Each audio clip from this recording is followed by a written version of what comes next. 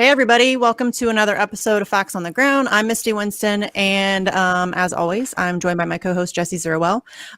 We have a very special live stream today. I'm super excited. I've been giddy about this for, I don't know, like a week or so. And then like all day, I did the vigil earlier and wanted it to be over so we could do this. Sorry, guys. But I was really excited.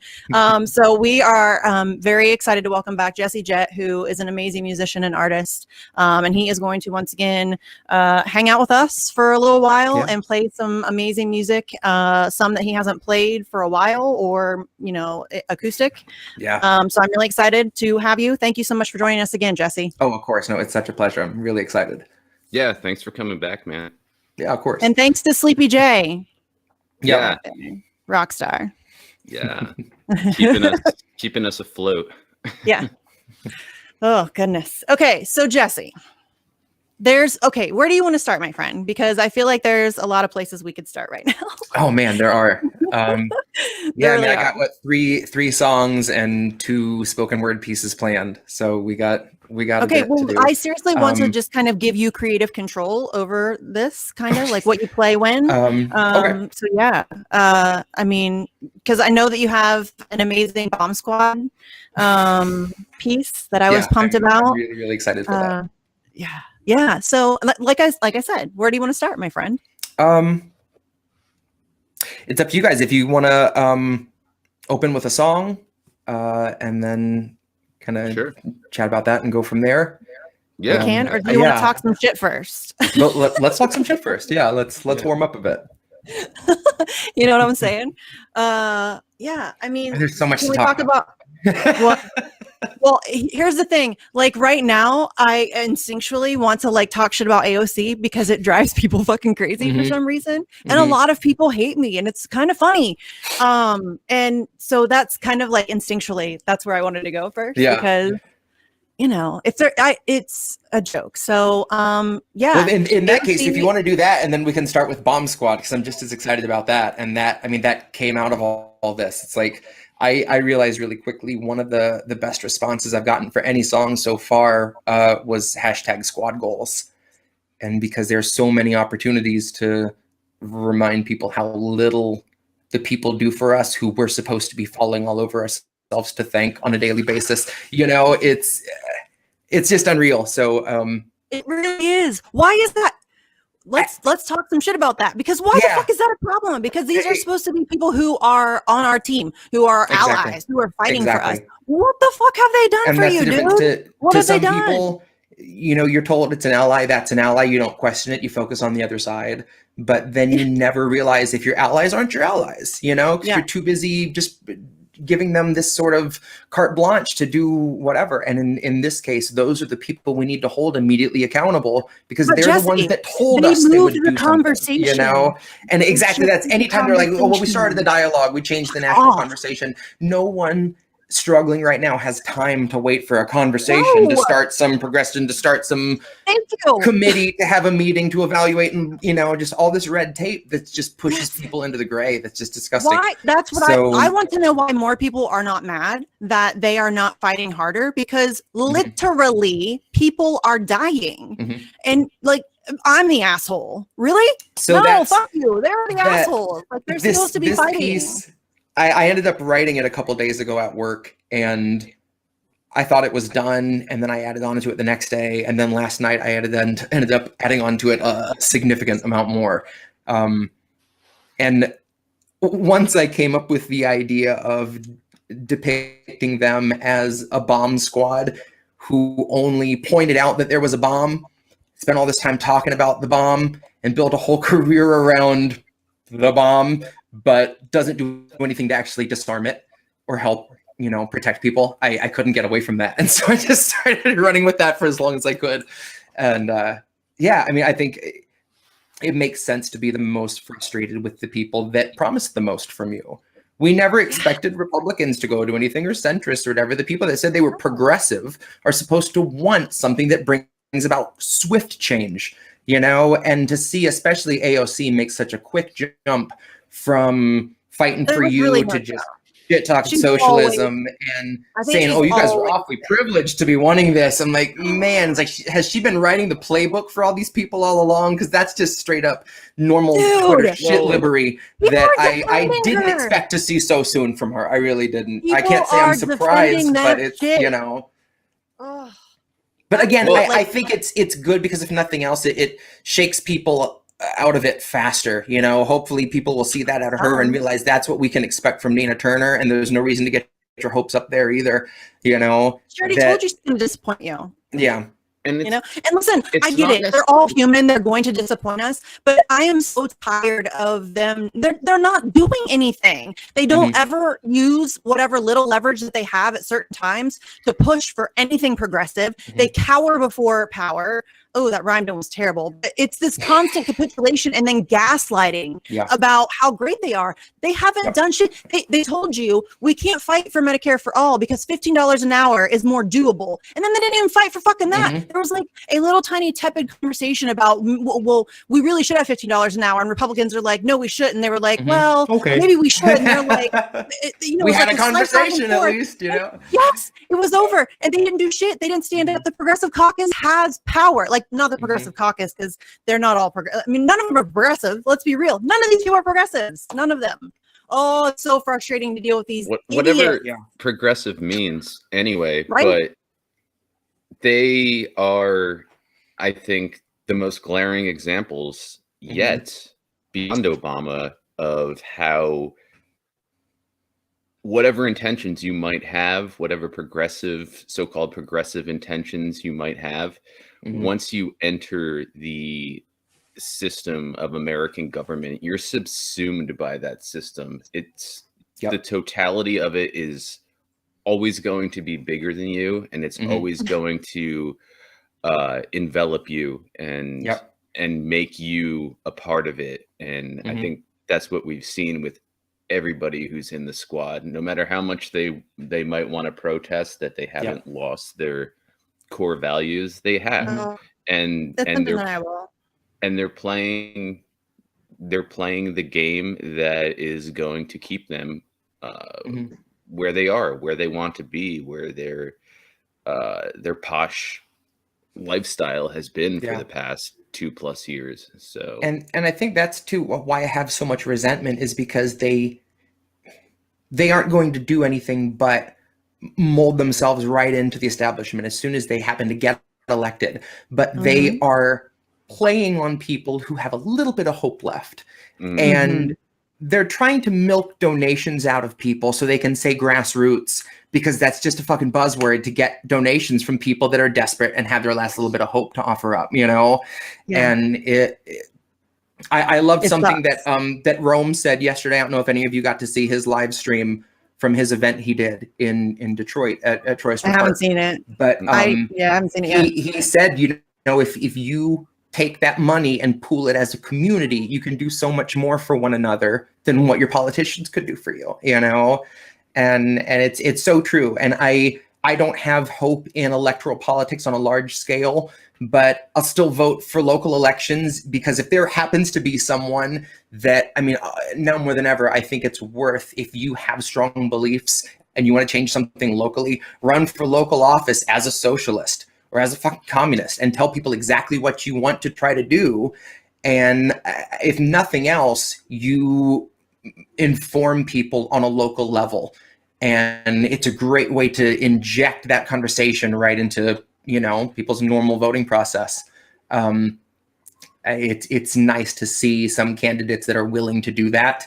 And those are about the only people that I'll support, because they don't expect to win. They expect to just get their message out there and remind people that should be the kind of candidate that you're choosing from, is, you know, people that actually I won't support anybody running Democrat or Republican, but if you're running outside the system, like Steve Cox, you guys know, I do not believe in electoral politics. I don't even care if you run third party, you cannot change the system from the inside. It doesn't matter how many you get elected. It is completely corrupted. That is a no-win situation.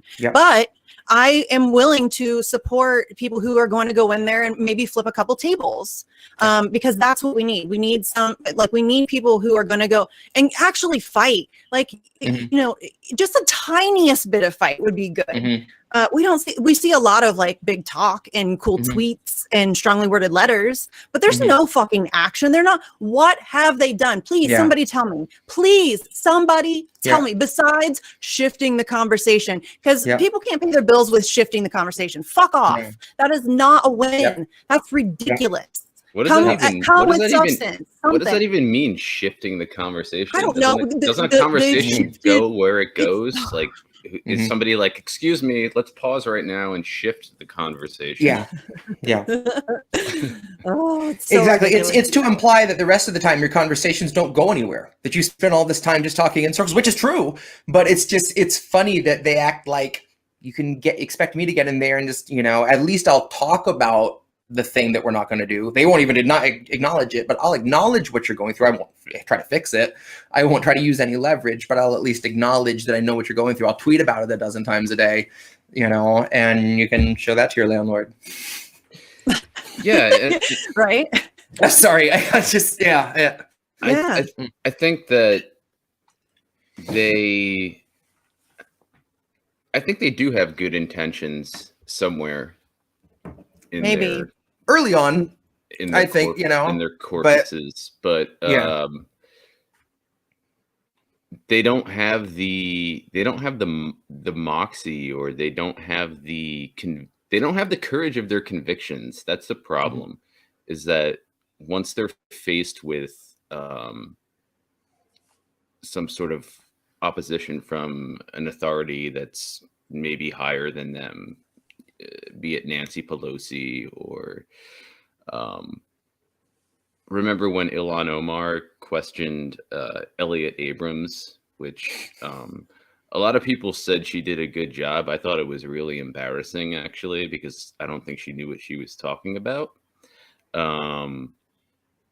Although I think the questioning was valid and worth her carrying out, but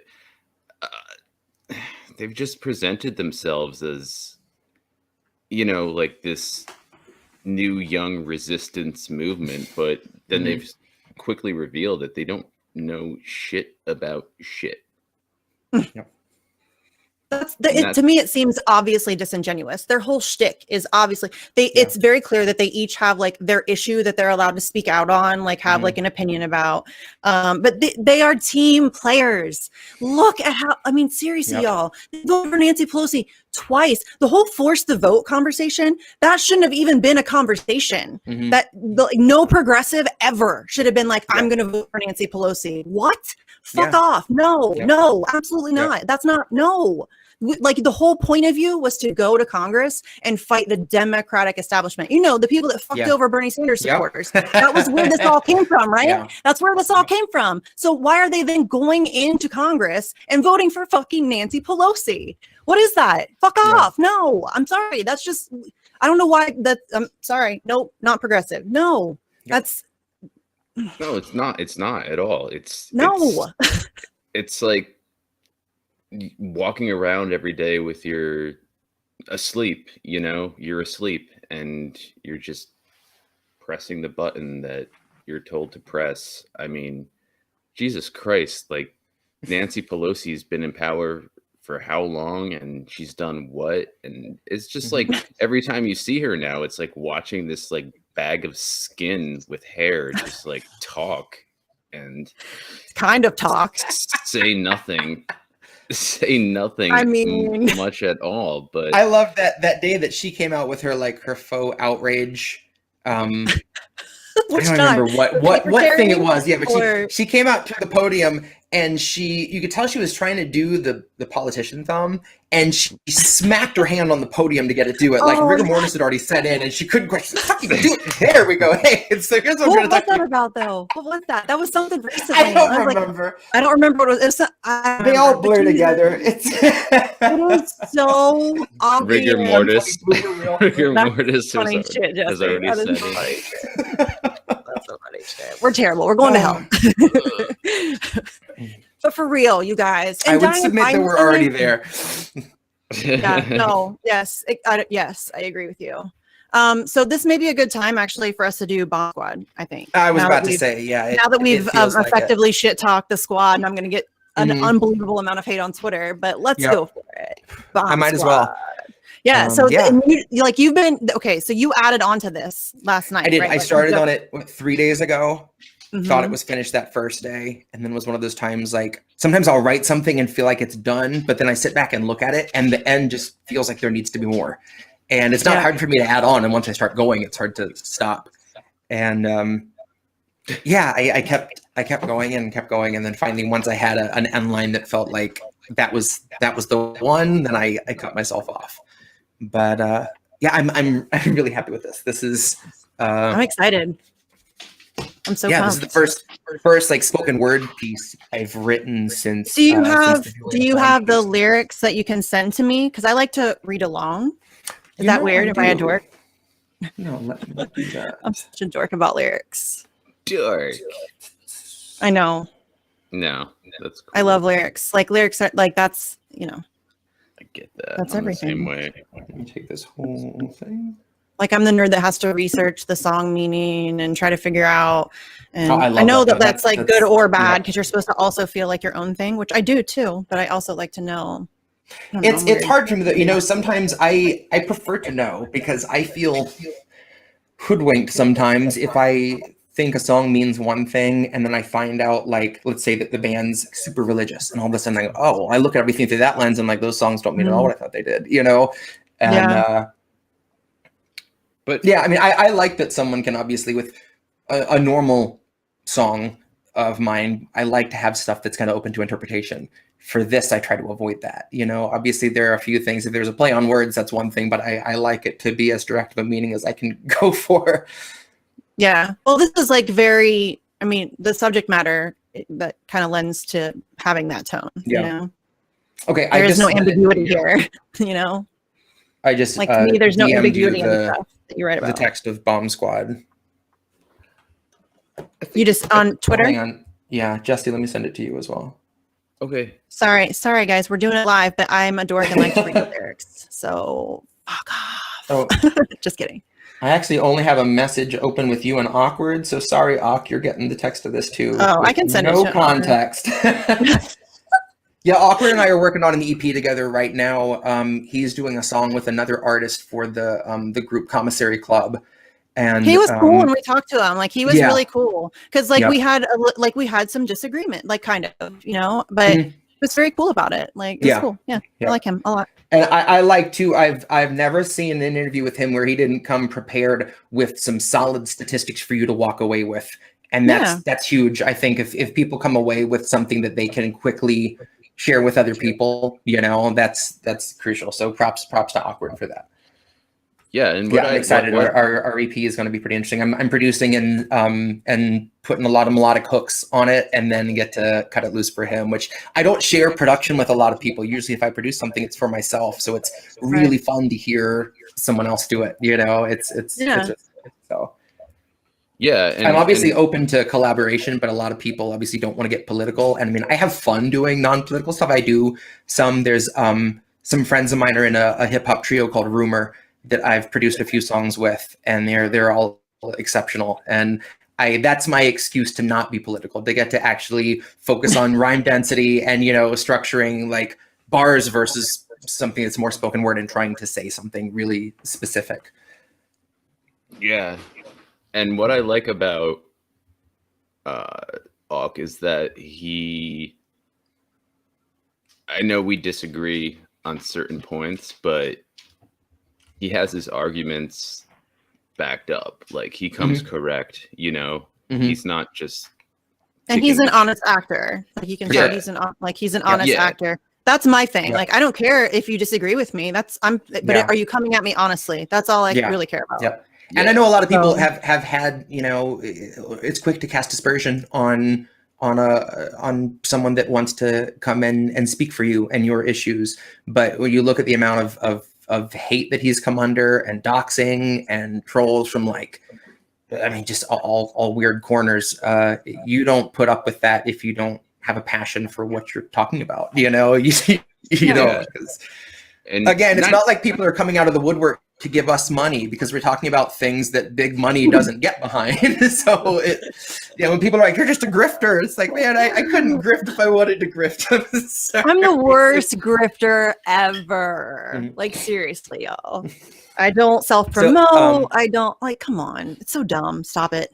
Same as like, I wanted to make t-shirts, but at the same time, like, I want to see my album logo on a shirt, but it feels disingenuous to be like, buy my merch, you know? It's like, I don't know. All that stuff feels weird to me. And I know that, like, that's the way it is. Like, that, but I don't like it. It's weird. Yeah. All that stuff makes me freak out a little bit. So, okay.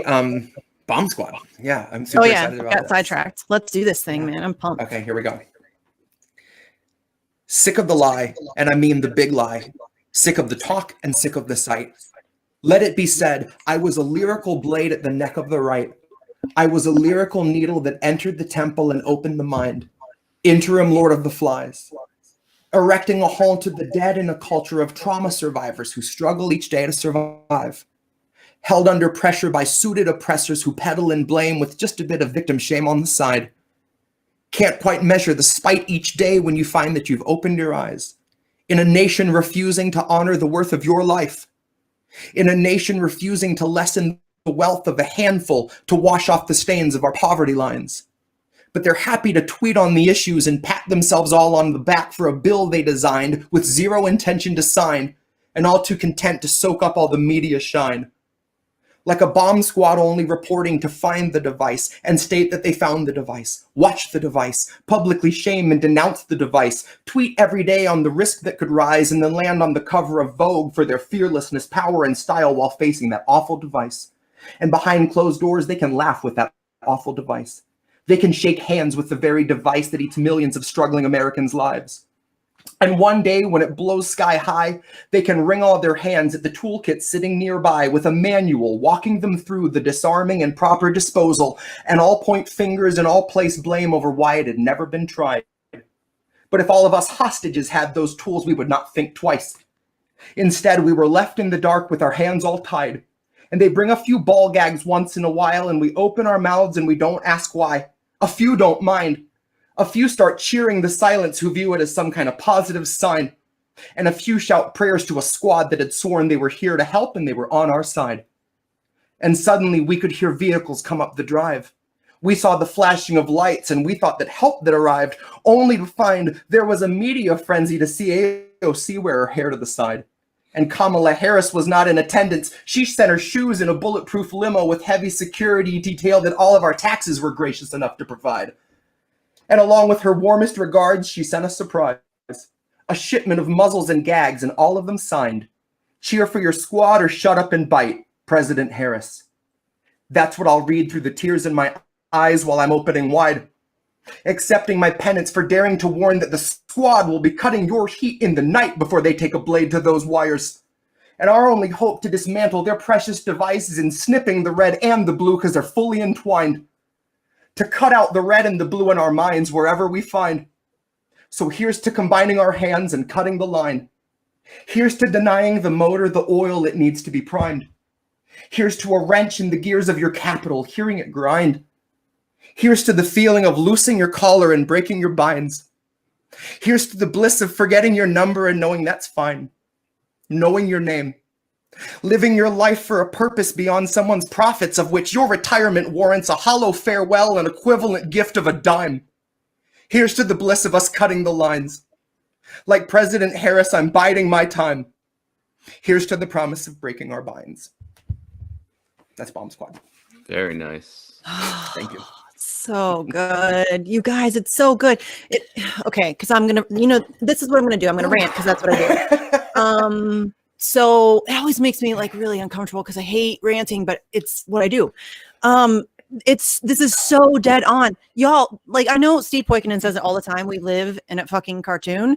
I don't even know if that's not even accurate anymore. This is beyond that. It's beyond that. Like, we have progressives cheering on imperialism and censorship and authoritarianism, and it's fucking weird. And you hit upon so much of that in this about just the circus of it. Kamala Harris sending her shoes in a bulletproof limo. That is not like that far off from where we are. You know what I mean? It's really not like it's, and you're so good at like capturing that, like what's going on right now, you know, like it's my favorite. Sorry. Okay. I'll stop talking. No, please. That was the first, honestly, that's the first time I've actually read it through front to back. Like I'll write something, I'll read it in my head, but I never like read it out loud. And it's such a different experience to finally read it out loud for the first time. And I wanted to wait and do that today. And I'm glad I did. So thank you again for the opportunity, because it's. Yeah. And in poems, if you want to call this a poem or if you want to call it a song, it's verse. And you often hear about the volta in a poem where like the major shift happens. And I think it's with like President Harris, I'm biding my time. Yeah. That's such a good line. I really think that cuts to the core of a lot of stuff. I mean, come on, we're watching Biden fall 3 times trying to get up the stairs to Air Force One, and you know, calling Harris President Harris. That's the thing. And when I thought about that line, like it'd be different if that was something we just all discussed, but we've heard it said multiple times in multiple interviews that's already in our consciousness, you know? So it didn't feel like a big leap by any means to say that. So that is where we're at, you guys. Like it is, come on. And I would hope that this would open people's eyes a little bit more to the fact that it really does not fucking matter who is president. It really does not. They are just like a figurehead. They're like the person who like the public face of like the empire, you know, it does not matter. That's why the ideal one for them right now is someone with shoes we can't stop talking about and who a just laughs distraction. They everything need off. somebody who can distract. You know. Yes. That's why Obama was so good. Obama was very good at, just because he was charismatic and well spoken, and he was very good at you know, knowing the right words and the right tone and the right. I mean, he told everybody he was a moderate Republican, and nobody said a word about it. You know, he was very good at talking to people and getting them to just like seriously just kind of fall asleep. Like that's what they're looking for. And I don't think Kamala Harris is it, because she's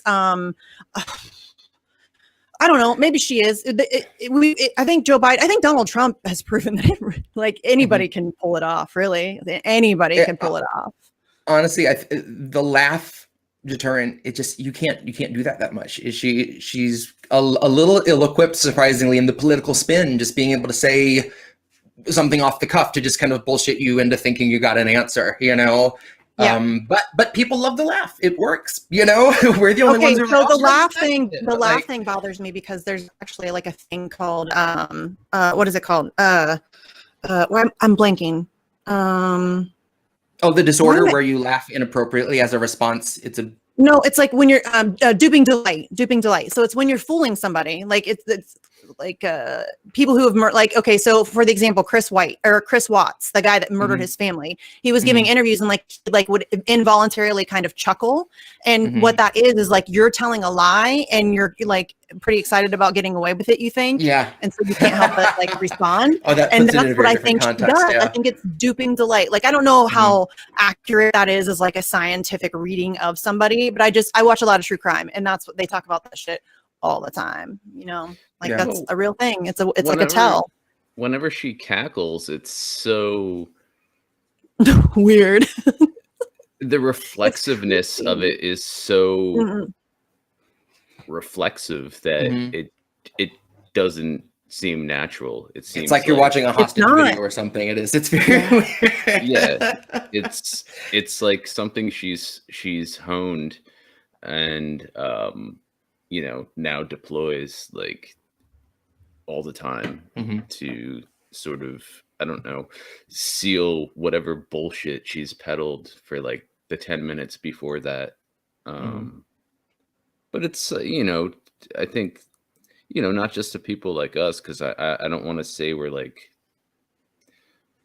smarter than everybody else or like some kind of intelligentsia. I think a lot of people can see it and they don't fall for it, but she's still out there doing it and it's still winning people over. And so I think that's problematic because it's, in the end, it's fakery. The Kamala Harris and Joe Biden, like, they don't mean anything they say, and they don't intend to fulfill anything that they've promised to fulfill. And well, that's like the lyrics to your song, like this piece. You're really good at picking up on that too. I mean, there's, but they're happy to tweet on the issues and pat themselves all on the back for the bill they designed with zero intention to sign, but all too content to soak up all the media shine. Ah, that's it.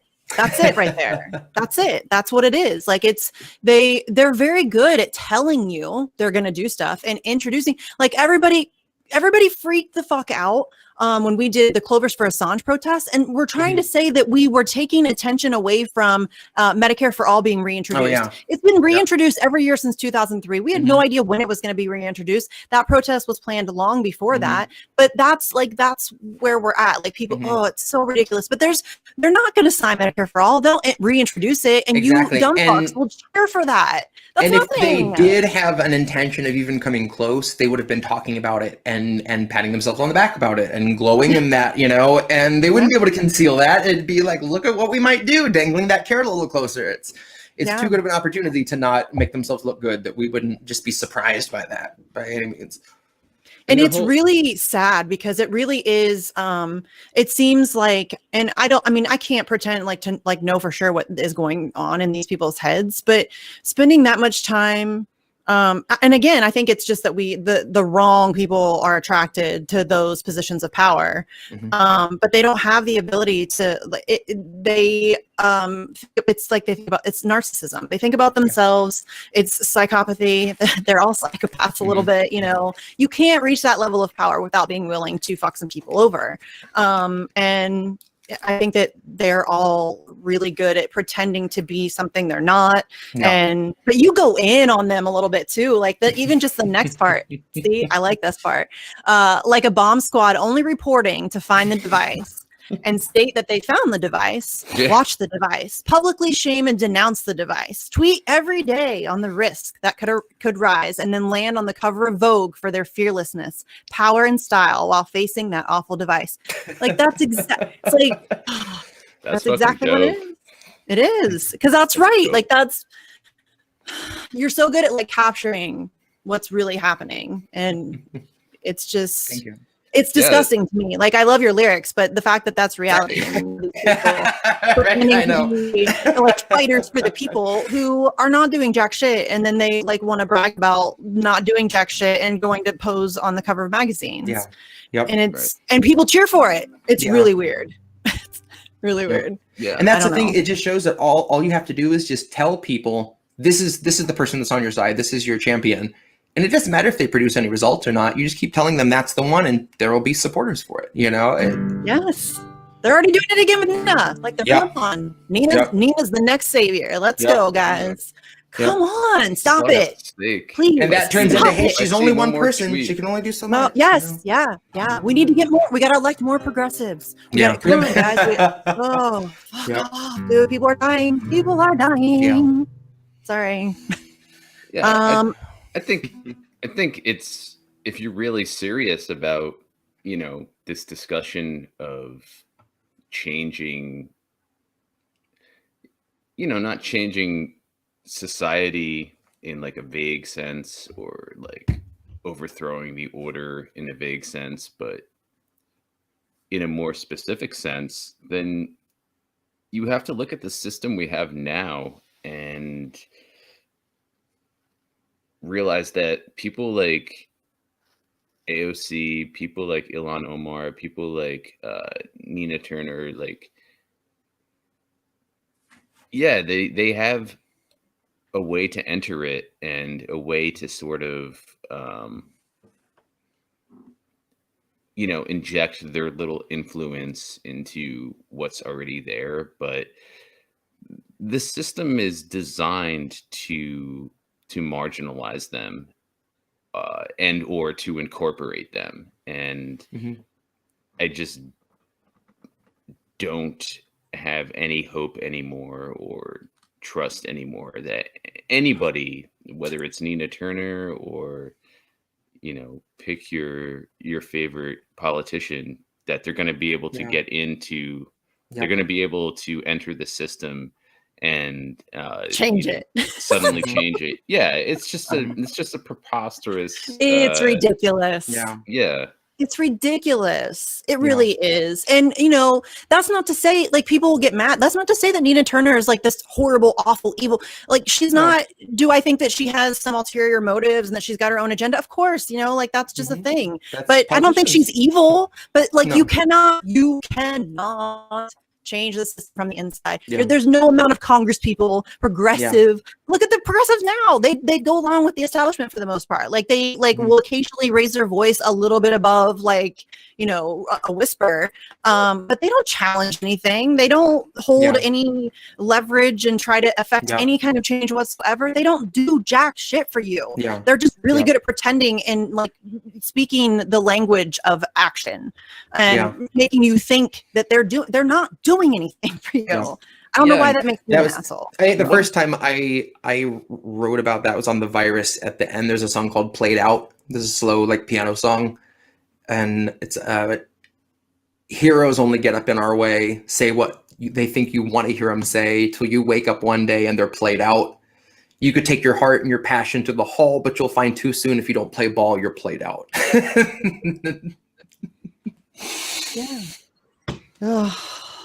It really is like we're in a bad spot, y'all. We really are. I don't know how else to put it. The thing is that it's a product of postmodernism. What we're seeing now, it's shells of politicians. Not the politicians themselves, and these shells. They're just actors, really. Yeah, and they're not real people. I want to find they perform for their puppet masters, kind of. They're donors. Once they decided that policies were fixed and were not to be tampered with, then you don't need bland politicians anymore. You need politicians that make people not care about what their policies and distract. What issues they're interested in. Exactly. Yes, they need distraction. They need like shiny and which characters you like. Yep. They'll talk about the dumbest fucking things. Like instead of talking about the fact that in Georgia it was just made like really, really hard to vote again. Democrats decided to spend like a week and a half talking about how they just made it illegal to feed those people who are waiting in line. Instead of addressing like the core issue, they're talking about this like superfluous nonsense. Not that it's not nonsense. You should be able to feed people who have to wait in an extraordinarily long line to vote. But those people shouldn't have to wait in an extraordinarily long line to vote. Like that's the problem. Let's talk about that. Like let's not talk about pizza. Let's talk about the fact that we can't have the ability to like walk in and vote in a timely fashion in the United States of America in the year 2021. That's fucking dumb. Come on, y'all. No, it's amazing what people will excuse of this country. Like we can't run. And then they'll arrest a congresswoman for knocking on the door to try to even see the process. Right? And just going back to the surface level politics that we were talking about. This is a quote from Karl Rove back in the Bush Jr. days, but if Karl Rove, if you don't know that it's from Karl Rove and you read it, it applies, I think, equally to the Democrats. So, okay, hit me. I'm curious. Here it goes. We're an empire now, and when we act, we create our own reality. And while you're studying that reality, judiciously as you will, we'll act again, creating other new realities, which you can study too. And that's how things will sort out. We're history's actors, and you, all of you, will be left to just study what we do. I feel like Nancy Pelosi could say the same thing. 100%. But she would say it in a little bit nicer way. It would be watered down a tiny bit, and she would stutter through all of it. It would, but it would, like, I could see that. Yeah. Afterward. Yeah. It's performative. All of this shit is performative. mean, That's. I mean, but the point. Yeah, that's brutal. That Karl Rove quote. That is a gut punch. that is a gut punch, dude. But that's the most disturbing thing is when they give you that little insight. The people that are excited about what they do and giddy about what they do. Someone said once, I don't remember. I wish I could remember who it was, so I could congratulate them. But someone had left a comment on the Joe Biden Senate floor speech that I sampled for convention. That's the secret thing. And they said, Joe Biden can't help but whisper when he's doing a fascism. It's so true. Like they get this self-satisfaction that they have to let you in. Oh, this is part of the plan, and they're proud of themselves. And they have these grandiose kind of like manifest destiny views on what they're doing. Like they're just the earth movers and you're the spectators, and that's so dangerous that people get to have that power in the first place. And people are cheering that though. Like people. There are some people who are like, okay, we'll just let this handful of psychopaths control everything. That's a good idea. Let's do that. No, fuck that shit. No, these people are not well. I'm not kidding. Like, I'm not saying that to be glib. I don't think anybody could really put up an argument that these people, like the top level psychopaths, like, like people who are really the Jeff Bezos. I mean, I'm going to name names. Jeff Bezos, Bill Gates, Warren Buffett. You don't get to that level without fucking. I think you mean noted female empowerment advocate Bill Gates, Misty. Oh my God, you guys, the cartoon that we live in, Kamala Harris is going to sit down with Bill Clinton to talk about imperial. What is that? That's not, come on. They have to be like punking us this time. Like Ashton Kutcher is going to jump out and be like, fuck you guys. No, that cannot be real. They're shoving it in your face, empowering young women with Bill Clinton. That's like taking a parenting class from Casey Anthony. You know what I mean? Or like asking Bill Cosby to mix you a drink. Please don't encourage Ashton Kutcher to get back on the screen. But like, no, that's come on. They're trolling us. That has to be like, they have to know that that's ridiculous. Yeah. I mean, come on. Like what, how to keep young girls safe with Jeffrey Epstein. I mean, what are we doing here? Like, come on, Bill Clinton, fuck off. I know. That guy is a serial creep. Like, just gross. Just gross. He gives me the Wiggins, man, for real. Piece of shit. Yeah. Ugh. Jesse, what else are you playing, dude? Let's do Red Pilled. Okay. This is one. Hold on. I gotta get lyrics up. Sorry, guys. I've been. No, you can go ahead. That's fine. Nervous and excited about playing this acoustic. This is the second longest song of mine. This isn't quite as long as Town Hall, but this is about 6 or so minutes. So I know I want to make sure the guitar is enough to keep you interested for that long. Yeah, dude, I'm down for this shit. And this song, this is actually another one, just like Bomb Squad originally. This was half as long, and then I got to the end of it, and it was just piano, and I was like, what if I do a little drum fill and guitar solo and go like full Beatles on this song? And I did, and then I ended up writing another verse, and I really love this song, so I'm excited to do it. Sorry. Okay.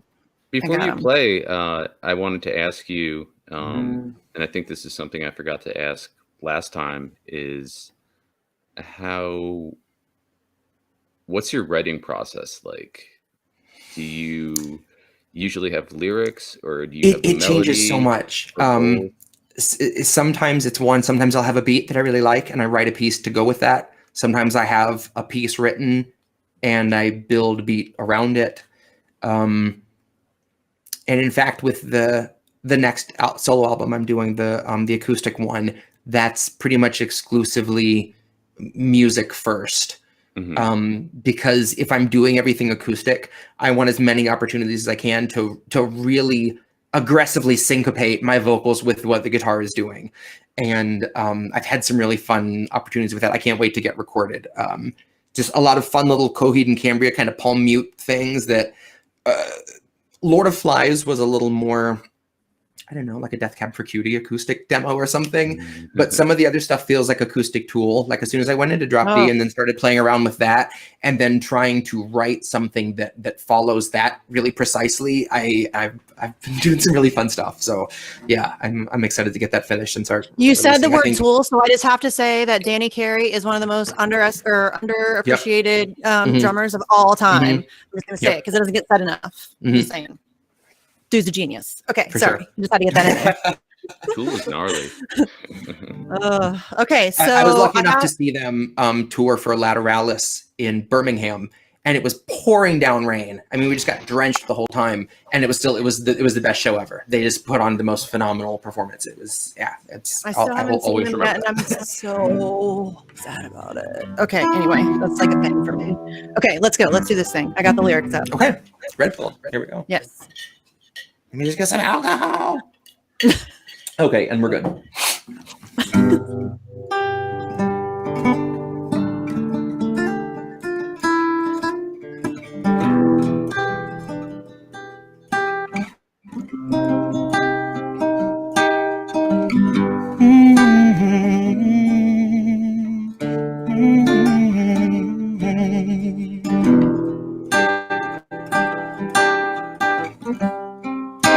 I think I liked it better being blind when I couldn't read between the lines. Couldn't see the cracks in the structure that lay bare before me the whole time. I think I liked it better back when I suspended disbelief and swallowed pride. Thought I knew the difference in the red from the blue, but they both bleed us so dry. Both bleed us so dry. My favorite songs don't hit the same way. See, I get to the end of a 4-minute track and I'm only looking back thinking, what did they actually say? So I try to sit down with my wife and watch TV, but I just see propaganda elevating the police in the simplest of sitcom banter, and tiny little altars full of offerings to corporate masters in every well-planned wide pan shot of the name brand stocking up the pantry. Pull back one long tracking shot out to the garage to the logo on the Camry.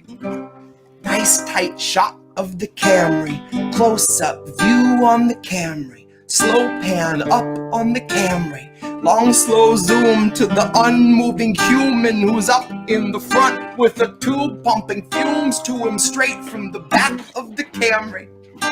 Ashamed he just could not provide for himself, let alone for his family.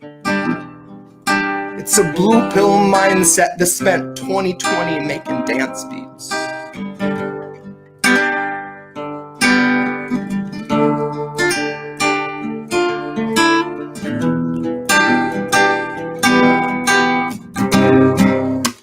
I think I liked it better being blind when I couldn't read between the lines. I couldn't see the cracks in the structure that lay bare before me the whole time. I think I liked it better back when I suspended disbelief and swallowed pride. Thought I knew the difference in the red from the blue, but they both bleed us so dry. Both bleed us so dry. See, ignorance is bliss, which explains why a lot of us are so fucking happy, quick to take the trip for all its trappings, never one to ask what's up, what's going on, or God forbid what's happening. A lot of us would strap into the ride and then spit right in the eyes of the guy whose job it is to snap your fastening. But maybe we're all born with that capacity. Maybe each of us comes standard with humor, compassion, malice, and audacity. Some of us are blind to the system, but some see it fine and say this is how it has to be.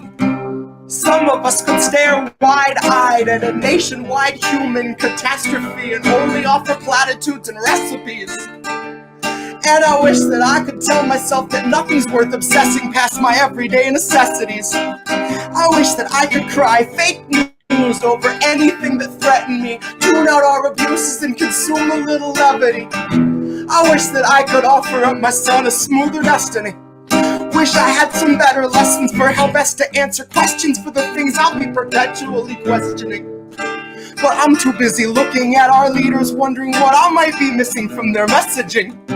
I'm trying to find the reasoning to let 250,000 people meet an early reckoning. And even though I know the truth, it's hard to swallow something that's so literally sickening. Hope is ever dwindling, COVID ever beckoning. Winter slows your breathing, but your pulse is ever quickening. See, even though I know the truth, it's hard to keep listening. I'm done with my epiphany, my innocence is blistering. I'd like to think I'll taste the earth before I'd ever kiss the ring. Hard to speak the truth and harder still to keep listening. Sometimes I think I miss being blind, when I couldn't read between the lines, and I couldn't see the cracks in the structure that lay bare before me the whole time. I think I liked it better back when I suspended disbelief and swallowed pride. Thought I knew the difference in the red from the blue, but they both bleed us so dry. Both bleed us so dry.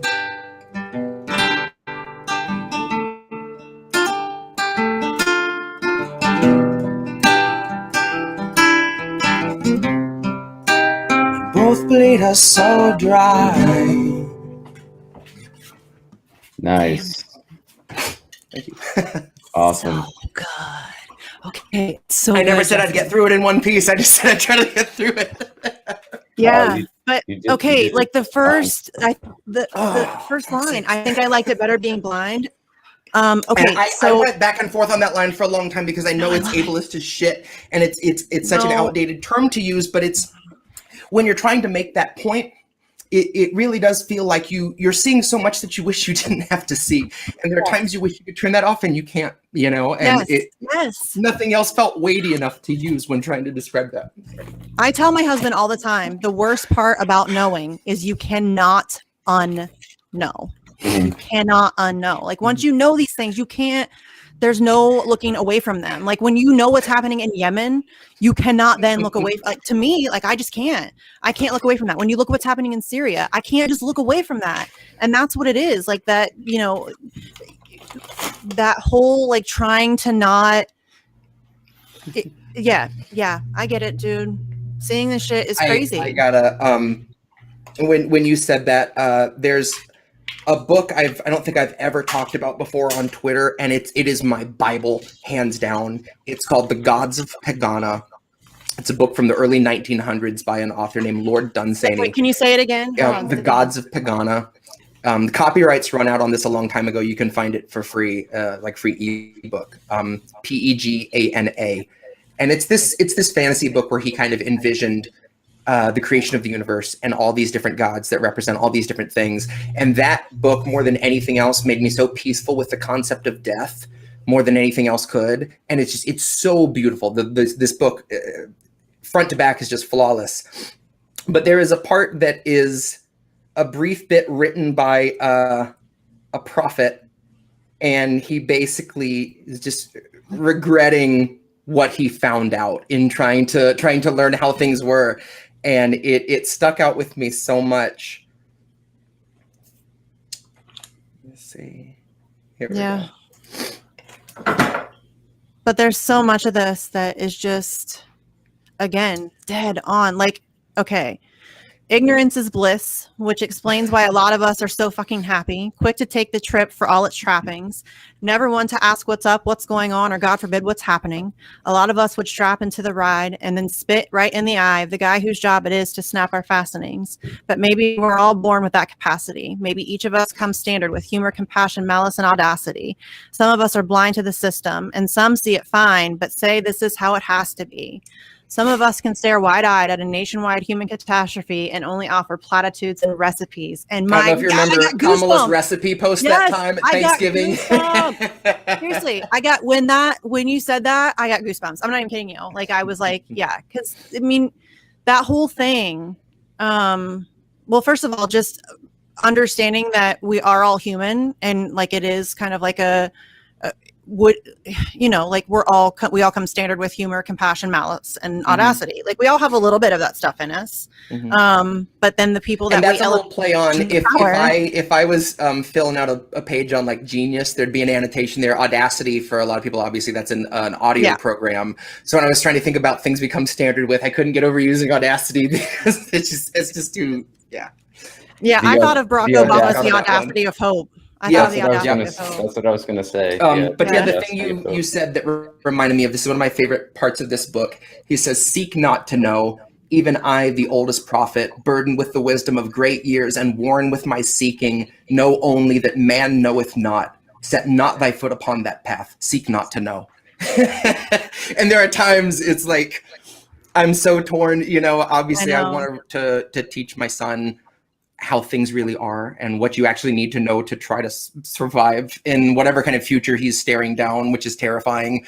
But boy, you also want to kind of, a part of you wants to be like, just as long as you cannot know, you know. He heard me say something once about the government and he said, "Dad, what's the government?" And I was like, "Ooh, honey, do you want to take this one? Because I'm going to come on a little strong right now." I struggle with that. When a whole bunch of people want power and they want you dead. Yes. Okay. Yeah. Like teaching my kids about like the cops and like school. Like, yeah, you're gonna like at school you need to do your work because you know you have to graduate. There, like because that's part of society and it's like almost pretty much a requirement that you have to like go through that whole deal. But the stuff that they teach you there is bullshit. Like there's this weird like trying to like figure out how to like tell them what they really need to know. But I kind of now, like, COVID has given me a chance to homeschool and, like, radicalize the fuck out of my kids. So, I mean, if you're going to find a bright spot there, that's mine. Yeah. That's my bright spot, you know? My bright spot of COVID. I think the song you just played, too, what's remarkable about it is that you really do home in on the ignorance is bliss factor, but instead of just saying over and over, ignorance is bliss, which we've all heard 25,000 times in our lives. Yeah. It kind of, you actually, you deconstruct it. And I think that's like a very important thing to do because, I mean, I'm not excusing myself from the ignorance is bliss complex or whatever you want to call it. But it's more than just, you know, there are micro reasons for why people take that position on what's happening in the world. And I think absolutely that your song speaks to that, and that's valuable. Thank you. Yeah. 100%. Like that one, I don't know if I was ready for that one, honestly. I didn't think I was ready either, looking back. I really don't know if I was ready for that one. Like, and it was like this weird, like it started off and I was like, okay. Cause you know, I don't know. Like I did it, and it was like this crescendo of like, okay, this is some real shit, you know? Like I really could just read this whole damn thing again. I know I say that all the time, but I really, like, I'm sitting here like true that lyrics. Such a, like, recently it became so hard for me to digest some of the normal media that I used to love because I look at things so differently. And I was talking to my wife the other day, especially with radio ads, no matter what it is that they're selling, they act like they're selling you more time. There's always this feeling of like, no matter what it could be, you know, a quicker ATM processing or just whatever kind of thing. And they say you can get back to doing what you love most. And there's the sound effect of the kids and the dog, and like as though they're giving you the time that you want so badly. They know that all you want to do is get to see your fucking family, but you have to work yourself to death to try to get to afford to just keep a roof over your head, you know? And to be able to have that faster ATM experience, because as soon as I started looking for that, it's everywhere, you know? And it's like the saying that just because you're paranoid doesn't mean they aren't after you. This is brought to you by Tito's. Yeah, right? Speaking of vodka, hi. Yeah. You know, I have to give them props though, because it really is so in your face and nobody seems to pay attention to it. And it's, you know, to me, it's obvious. And I know, like my husband tells me all the time, you have to start being patient with people. Not everybody like is, you know, and I understand that everybody's don't like, have time for that. I don't mean to We make don't. myself sound like super Right. smart or anything, Mhm. but just as in terms of like the obvious propaganda, I think that's something I'm very attuned to. And to me, it seems so goddamn obvious. Yeah, And I for can't sure. get people to let go of their like preconceived bullshit, you know, like the stuff they've been fed. And I get that it's like you've been force fed shit your entire life. Like we are propagandized from birth, like from like the second you're born, basically, you know. And that's hard to overcome. And I get it. It's just it's hard to see how desperately we need like overwhelming change, like not like some electoral you know, incrementalism. Exactly. There's no time. We don't We don't have the time. Like I said before, I don't know if you guys know this, but people are dying, like unnecessary deaths in the United That's one States thing of America in the year 2021. I forgot to change the line from 250,000 to 500,000. You know, and again, that's something I've had to do with any song where I have. And I'm not even just talking about COVID. It's not long before I have to update that because we're just flying past it. Yes. And it's not even just about COVID. It's about the people in Syria that we're bombing. It's about the people in Yemen that we're bombing. It's about the absolute dominance of the ridiculous empire. And I get that that's a very big concept to like, but that's where we're at, homies. That's where we're at. And we like, we need radical change. Like a huge massive shift of some kind of something, or we're doomed. Like they are going to nuclear war us into oblivion. That's coming. Look at the way they behave. The people we put in charge are like having a pissing contest, a dick measuring contest with your lives. Like that's what it is to them. It's a game. It's a fucking game to them. And like we have to like come to some awareness that is not working out for us. And part of the problem is the language that's used too, as in the change will be radical. Why is it radical? Why isn't it a change? That shouldn't be radical. Normal. Radical just means functional. Yeah. Why? What we have right now is not functional. Yeah. Everything that's proposed in a so-called radical change is humanist and how we would want to live. I would think. It's like the bare fucking minimum. I mean, come on. All we're asking for is, you know, the ability to go to a doctor in the richest country in the history of, and I don't even know if that's true. The richest country. People say that a lot. I've never like really looked into it, but I mean, you cannot deny that the United States of America is unbelievably wealthy. I mean, come on. And the upper transfer of wealth that we have seen over the past, I mean, really over the past like 5 years, it's gotten super bad. The money doesn't exist. I mean, it's been since forever, since the wealthy. 80s, since Reagan. I mean, we have been on this and we deserve better than that, guys. Come on, fam. Like fight back. Like, come on. They should not be able to grind us down. They are grinding the people to a bloody pulp. And we need to fight fucking back. I don't know why people, I don't know. I'm probably going to get like a knock on the door or something, but you guys, seriously, we need, like, this is not acceptable. It's just not. Period. It's just not. I don't know how anybody with like a normal functioning brain that is like able, and that's probably a little harsh. Normal's not even a real thing, but you know, somebody who is able to like just rationalize and like really, this is what you're willing to accept. Empathy, anyone with morals. Yes, this is what you're willing to accept for yourself and for your neighbors. No way, dude. My neighbors should get to go to a doctor. I don't even care if they're a Trump supporter. How about that?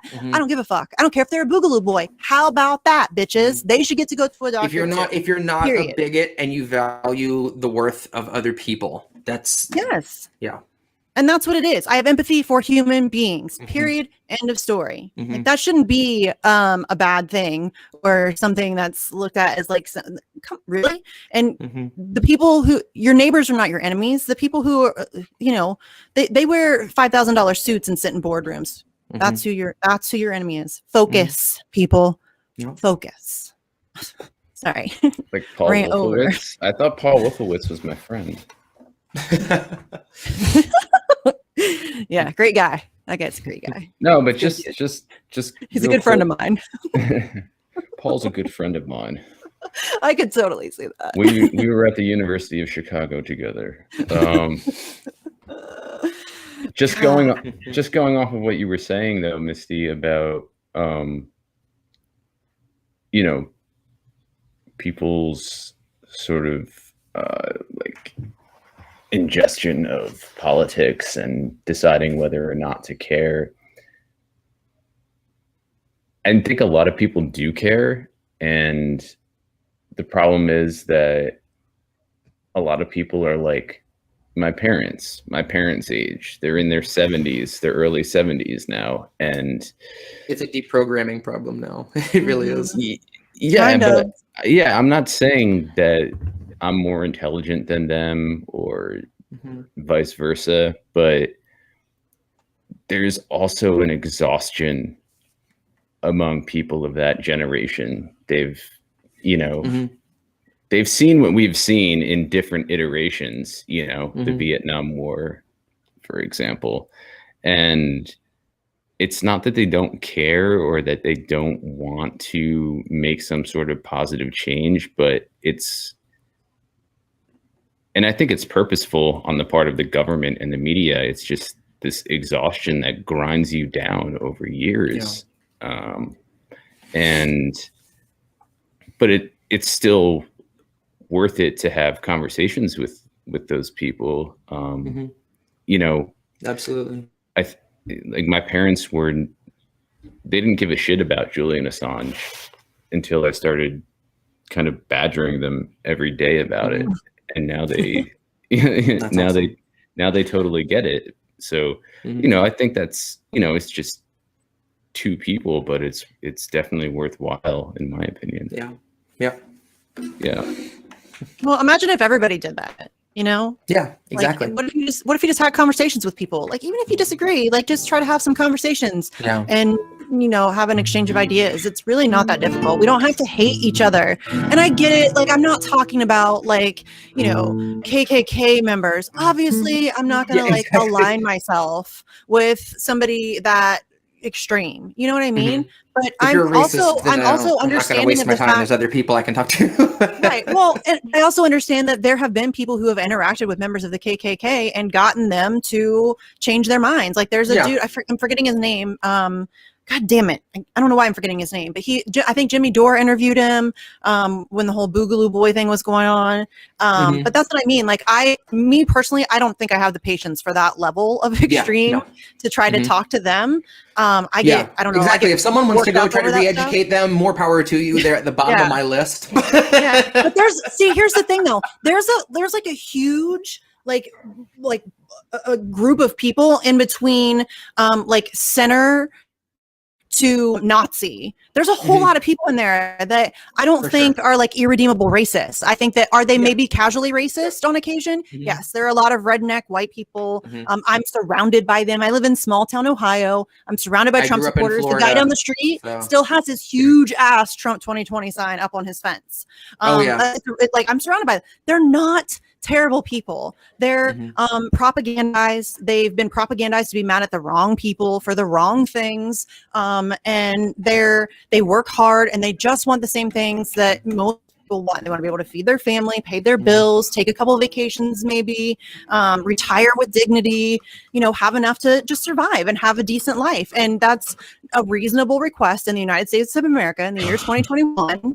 And I think that those people, there's a lot of people in between that we're missing out on having those conversations with. And some people will say, you shouldn't be talking to them. You should talk to people who are non-voters. Well, a lot of non-voters are those people. It's not just like leftist non-voters. Is that what you think? Like all the people that don't vote are lefties? No, there's a lot of people who are just like Trump supporters who are propagandized and they're angry and they've been fucked over by their government for a long time and they're pissed off and they need a scapegoat. And Fox News gave them one. Immigrants, black people. And they bought into that. And that's terrible. But I don't think that makes them like irredeemable and that we can't attempt to have conversation. And I'm not saying black people have that responsibility to go talk to racist people and no, that's my job as a white person who lives in small town Ohio. That's my job. That's my responsibility as a white person to use my privilege to be able to have those conversations in that way and try to change some minds like that. Why is that controversial? It's fucked up. It's fucked up, Yeah, I was just laughing before or giggling because I was thinking of Craigslist and how like they have the categories of whatever you're trying to look up. I was just thinking like casually racist as one of them.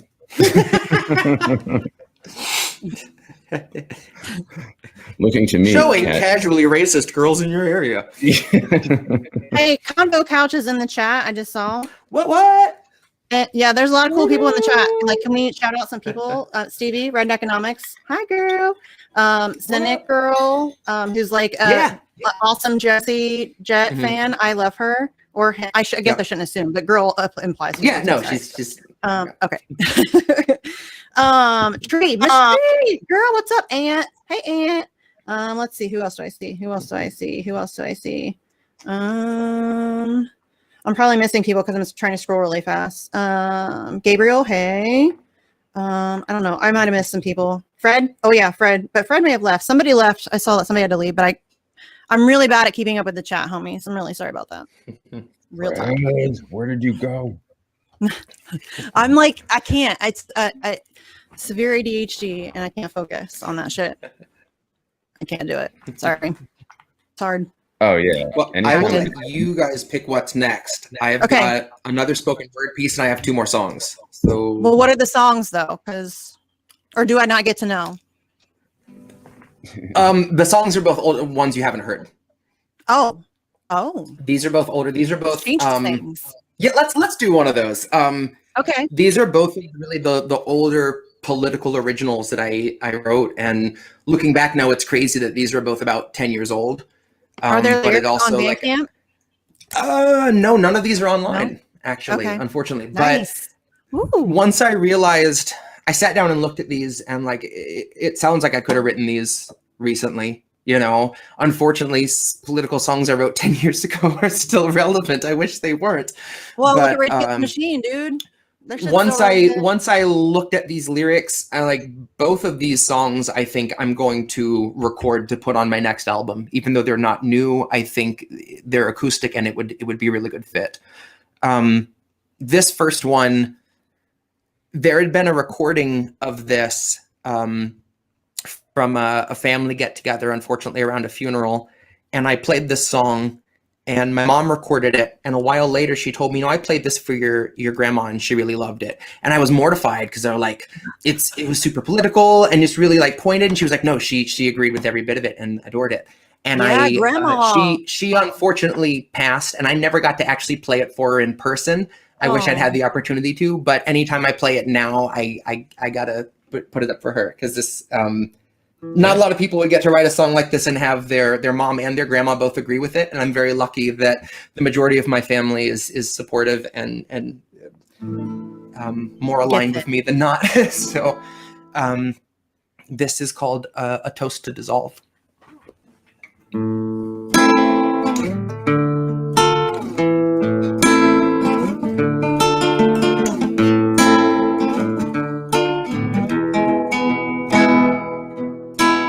Stand at the door, check your vittles, and chiclets, it's old beer and skittles in the lap of the witness. No terra firma for the kindred or the kismet. I deal in copper, motherfucker, this is business. So raise the masses, I speak for Cassius through Cassius, cast in plastic, caustic and spastic, dripping off the lips of the frantic, just to boil in the oiled Atlantic. Hereby all of the Bible's a fanfic, penned by the fallible and overly drastic. Thereupon God be gone one-handed, I present the list of the standard demands of the tantric.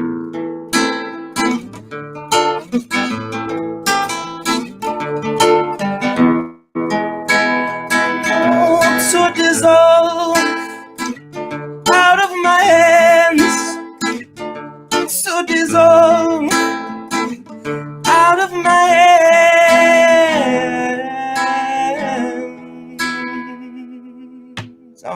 While you would think that we would factor satisfactorily, tally it mathematically, you have to see nothing's really as it seems, stacked like cattle in the back of the gratis factory. I implore you to laugh at me, but any cat with half a span to grasp the plan of God for man dissolved his dividends, packed contraband and ran, cause we're approaching the days of Ayn Rand, of martial law, turning seed to sand. So you should keep your seeds at hand, because they reconstitute your retirement plans. Cause these days ahead are a retirement ban on your unemployed workers with a dime to their hands. For the love of money penny, this was damn sure planned. Now let your banker tell you that the storms have passed, that it's safe to invest, that there's hope at last. But tear down your blinds and your blinders and your mask, and ask the folks squatting on your banker's grass if his spacious acres and his scraps for cats can support their family through a winter's wrath, can afford their children to attend a class, could it mend a gash or keep limbs attached? Can we, the torn union of broken glass, declare our souls hostage to thoughtless traps, submit that all odds are against our behalf, denounce the false gods of phones and apps, unlock the door, unscrew the latch, and witness the world that is not broadcast, the yearning and pour that the news has passed, who were shocked to conclude that the dudes who abuse the masses own the news and all of our asses, and they choose a worldview that passes and pacifies millions of otherwise activists and fogs the glasses of would-be advocates of all of our unsung, unfed inhabitants. So till we're human and no longer averages, no longer bargaining chips, pawns, or savages, no longer statistics mentioned only in percentages, your grandiose Colombian superpower hemorrhages. Right out of my hands, oh, so dissolve. Out of my hands, oh, so dissolve. Out of my hands, so dissolve. Out of my hands.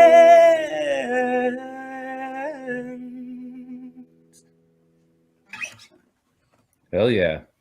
I'm gonna need you to put that online, Jesse. Can you put that on video? Hey, Steve just popped in the chat. Hi, Steve. Hey, Steve. Steve. My favorite. So that baby was the otter. song when I told you guys before that I played a political piece once at a gig in the Florida Keys, and a guy came up and was like, "You can't play political shit." That's the song. Ah, That okay. changes it. That makes it even cooler. I didn't realize that was the one. Of like, 90s stuff and some reggae and Concrete Blonde and just kind of normal stuff. All of a sudden, I was like, you know what? I got some extra time to kill. Let's do this political song. And that guy was not having it. He was just, had to come up. That dude was like the tell me, Karen of the Florida, whatever. Yeah. Yep. Yeah. That's funny. So. What a turd. I like it. It's dope. Well, thank you. Yeah, that song is dope for sure. Just getting into the I seriously craft, need that online. I wasn't kidding. I really do. just getting into the craft a little bit. How long does it take you to write lyrics? Is it different every time? And I'm asking, poetry is one of my main jams, so we're both writers. So for me, I'm constantly rewriting. 90-something% of the time, it gets written start to finish in one go. Yes. I usually I've got the next line already going as I'm typing out the one. And sometimes if I'm not going that fast, it means it's not ready, and I just come back another time. Like yes, it's hard to keep that. My brain goes faster. I'm just like, I just have to type this out really fast, Yeah. And I know sometimes it drives my wife nuts. Like we had last night, our son was at her mom's, and we got to have dinner and watch something. And I had the last few lines of Bomb Squad unfinished, and I was like, I'm sorry. I sat there for an hour and a half. I'm like, it's almost there. And then it ended up being 8 more verses from the almost there point. But she also knows that when I'm there, it's until it's done, I'd love to be able to focus on something else. I can't. I really can't. Yeah. I'm the same way. I get it. I'm kind of like that with everything though. Like if I, for example, if I start painting, if I'm painting my house or whatever, I'm painting my living room. Once I start, do not interrupt me. Don't talk to me. I'm putting on my headphones and I'm going. I'm going to get it done. Yeah. But with writing, for me, it really is. It's like an explosion. It all just comes out at once, and it literally is very difficult. I'm glad that you struggle with that too. I'm sure lots of people do. Trying to keep up with your brain sometimes. Yeah. You'll lose some stuff because your brain's going too fast, and then you forget. Yes, it's so frustrating. You can't get I can't type fast enough. I can't write fast enough. Even if I try to say it out loud, record it. My mom got me a recorder when I was little. She's like, here, try this. Maybe if you say it out loud, you can say it fast enough. And I tried that, and even then, I start talking, and then I can't speak fast enough to get it. Yeah. Sometimes you just lose things, and it's really frustrating. So I absolutely get that. But normally it's pretty instantaneous. There are times I've had something unfinished and come back to it, but I've only started doing that in the last couple of years. Normally it was like a piece was I sat down and I did it and it was done. And So- I didn't like to come back because then I'm just the endless revisionist. It's hard for me to not keep adding and adding or changing. Okay, I that's have what to I cut wanted to myself off. ask you about is what sort of revision you may or Yeah, may and not that's do. another reason I like recording with the setup I do in my car. I can only do so much with it, and I do it. I get a decent mix. I call it done, and it prevents me from spending all this time trying to hunt for different tones or like perfect some little mix. And it's like if it sounds halfway decent, I'm just happy with it at this point. Like life is too short for me to spend an extra hour trying to mix this into, yeah. So Yeah, there's, I get there's an that. awful lot that I just tried to kind of streamline as best as I could. And yeah, usually the writing happens all at once in this just like projectile word vomit that I have to get down. Yeah, Yeah. Yeah, I but totally think, relate to that. I think that's what's so remarkable about your music, though, is that it comes out sort of in one burst, and it's like everything that needs to be said gets said. You know, like I'm the type of writer who has to go back and revise. Maybe that's because I'm like OCD in some ways or whatever, but it's totally possible to and I find it a lot in songwriters that you can come up with lyrics and like first try and they just fly, you know? Yeah. It's a little more spontaneous, I think, a Mhm. little more sort of like intuitive. So Mhm. Organic. It's like it feels Yeah. like very organic, you know? Yeah, And that's yeah. kind of like because I'm kind of a perfectionist, generally speaking. At least when I'm like doing like I guess not I don't know, it's kind of a mixed bag, but on stuff that I'm doing like that, I'm usually like if I'm, making something or whatever, I'm a perfectionist. Or if if I'm painting, I'm a perfectionist. Like I will stare at the wall to find those little like imperfections. So Yeah. I get that, but the way I feel about writing is like it's that's what I was feeling in that moment. And so if I come back and revise it, then it's different. And it's been, so I like to keep it, whatever just comes out, like that's what I was feeling right then, right there. And if it's terrible, it's terrible. But that's like where I was. That's the real like organic. That's That's just how I've always kind of thought about it. But that's very atypical for me. Like normally I'm very hyper focused on everything being kind of perfect in that kind of way. But with writing, it's very different for me. Yeah. And it also depends in which form you're writing. Are you writing a song? Are you writing a poem? Are you writing an essay? Oh yeah, like essays you have to revise, I think. Yeah. Yeah, Are you writing a tweet? It's right. Tweets are just like word vomit for me, kind of. Really. Like it's just like, hey, this is what I'm pissed off about right now. You know what I mean? And there it is. That's what you get. So whatever. I spend like probably an inordinate amount of time on my tweets before I send them out. Yeah. Oh my God. I have no filter. I don't think before I hit tweet. Well, sometimes I do. That's not fair. There are times that I'm like, that's too far, Misty. Take it down. It's always my first tweet of the morning. Like I'll get up, I'll get ready, and like I'll get to work grumpy. and have my coffee. And that's when I've chosen violence. And it's the both times I've gotten a ban, it's because of my morning tweet. It's just like yeah. There was one thing I said once about Mitch McConnell that got me a 12-hour. I Something about shouldn't tweet before suspending him. noon. It was like suspending him from his jowls in a public place, I think, something along those lines. And then, of course, being dad was the second time, but 12-hour in a week. But it was first tweet of the morning. So now it's like almost as a rule, if I write a comment on something political in the morning, I delete it. I'm like, I type it out, and I look at it. I just need to not check Twitter until noon because seriously, before noon, I'm already like snarky and mean sometimes. If it's before noon, like I'm just pissed off at the world. I'm tired. I didn't sleep well. Like I'm grumpy. You know, it takes me a while. Like I'm not a morning person in any way, shape, form, or fashion. I'm a night person. Like it's not close. If I could stay up until like 4 or 5 in the morning every day and then sleep until like noon, I would love that. But I have kids, so I don't get to do that. But that's like my inner clock. is Yeah. totally a night owl. Right. You know what I Yeah. mean? 100%. No questions. And that's when all my best like, do you find that you can write better at night? Are you that person? Because I'm that person. I write much better at night. It used to be, and now I get a lot of opportunities to kind of write on the fly at work. So I've written a lot of these longer things, like the Julian Assange piece I wrote at work. We had a machine break, and I had Simon. I was just like, yeah, I'll usually be kind of drive a forklift and writing something in my head, and then whenever I stop, type out those lines, and then just kind of keep going. I've pieced together an awful lot of pieces throughout a workday doing that.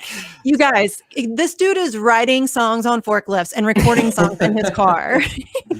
You know what I mean? Like, this is my favorite thing ever. It's great. So do you mostly write on your phone or by hand or both, or? Yeah, I usually type out lyrics. It's almost exclusively on my phone that I write stuff down. Yeah. I'm just curious about the minutia of writers. Yeah, no, that's been, I'll write it out on my phone. It's the same phone that I do production and stuff on. So when it's time to record, I just kind of airdrop it over to my wicked old iPad, and then have that for my lyrics and record, just reading off of this and yelling into my mic. Cool. Yeah. Well, should we do the spoken word? Like, how much time do you have? Because Jesse and I will sit here and talk to you forever until Sleepy starts yelling at me, probably. I had about 2 hours, so I got another 20, maybe 30 minutes. Okay, so yeah, let's do a spoken, because you have another spoken word, and then you have another song, right? Yeah. Okay, do it. Go. Okay. Okay. So this spoken word piece, this is something I wrote a few months before quarantine, actually. I want to say it was like the winter beforehand, around November or so. And this was the first political thing I had written in a while. And again, it doesn't lose its relevancy. So I looked at it the other day, and like, yeah, this is the piece I'm surprised I haven't pulled it out again. The last time I think I posted this on Twitter once when I had like 300 followers or something, and I haven't done anything with it since. This was inspired by watching influencers become a thing, and this is called Influenza. Democracy of colonists. I hear your sprockets squawking something awful, grinding to an operative. You know, no one's really free where simple suffrage was an obstacle. To put it plainly, I don't think it's fair to say you have to pick a side between the war pigs and apologists. To put it bluntly, motherfuck your politics. To blunt it further, fuck you if you think this is the time to lay low and go the innocent innocuous. If you want to murder, I might kill your confidence, but first I'll strip it bare, parade it through the square so your constituents can spit on it and really savor mocking it. We shouldn't have to tell you you can't fill a stomach up with fucking collagen. We shouldn't have to tell you that a bunch of fucking influencers won't attend your colleges. That a bunch of fucking influencers will not lift a finger in the name of writing policies.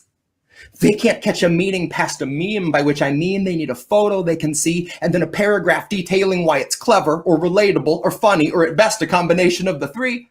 So the fuck you think you'll see when they assume the driver's seat? How fuck do you think we'll be when they're the ones we choose to lead? God, could you imagine someone that's an entertainer, not a politician, as commander-in-chief? Just assuming our command with all the drama he can muster so the ratings for his news reports are truly all the best that they could be? Is entertainment really what a sinking vessel needs? Are we all fools enough that we could be distracted by some actor who isn't actually the president? They only play one on TV? Is that America just binging on some garbage television right before it goes to sleep? Or are we already asleep? Adrift in deep water, the sheep were long slaughtered and we dozed off tallying the bodies in the streets. Can't shake the fever of the day and it all replays on a loop like a fever dream. Wake up in the night. I knew I was going to botch that line. It's seated on a throne and it bellows out, "Bring me the believer king." It doesn't take its time to gloat. It just slits his throat and smears the blood on everything. And wakes up with a sense of dread, a pool of sweat, a racing heart, and raging hard-on that could break through anything. And that's the cocktail of emotion that I'm sure the founding fathers had in spades when they were putting words to page to build a stage for the display of the disease and the decay and crucifixion of Lady Liberty. Now, I got tickets $12 at the door. Pre-orders only 10. Ask your average influencer to attend. They'll ask, what kind of promotion can you give to me? Fuck you times infinity. Fuck all your entitlement that borders on divinity. Fuck the dickless shouting match that you call masculinity. And fuck my future self if he thinks differently. Yeah. Fuck yeah. I slipped a couple times there. Nah, that was dope, That was man. dope. Yeah. Dude, we're doing it live. We're doing it Right. live, bitches. Yeah, it's all good. Even that one part that you said you botched, like, I was just feeling the flow, man. Oh, well, thank you. I hope so. yeah, You know, that's all. it sounded like part of the like part of the piece. Kind of. I planted that. It's Yeah, you didn't really miss a beat, all part really. of the illusion. That was dope. Yeah, you need to. Thank you. Is that one's not online either? Like an No, old that's one, going to get recorded and put on the spoken word thing with the Julian Assange piece. That's something I never Nice. wanted to Are try you to gonna push do like in a music. spoken word album? I am. I'm going to do like a spoken word EP Okay. sometime this year and just Okay. kind of record all those pieces because it doesn't feel right to try to force that to music any more than the Assange one. Like it needs to be Right. just kind of said, you know? So Yeah. Did you see me? I just thought I was like super smart for coming up with the idea for you to do a spoken word piece, and you're like, yeah, I'm doing that, and I'm like, oh, okay, you already thought of that. well, Such I'll a get the dork. song out of the way so we have some time to talk before I've got to go. Yeah. Let's do that. This What is an old song it's as not well. on- okay. No, this No is lyrics online. This is something I wrote when I lived in the Keys. So this is about 10 years old as well, just like Toast to Dissolve. This started from a conversation with a friend, and I was talking about how much I hated the internet for like how much it ruined small business and our ability to like communicate and empathize with one another and just talking shit on the internet. And they said, if you could just press a button and blow it up, would you just do away with the internet? And I was like, I think I would. And they're like, well, wouldn't people just freak out? Wouldn't it just be absolute chaos? And I was like, yeah, it would.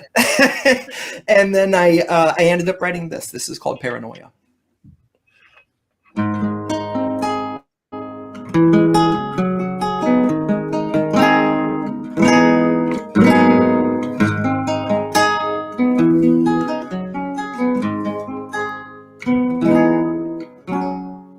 I call your name into the midday sky. Fed the roots beneath the barren soil, barren soil. I want to stand and watch the internet die. I'd sing to you over the paranoia, paranoia. Paranoia, paranoia. Paranoia, paranoia.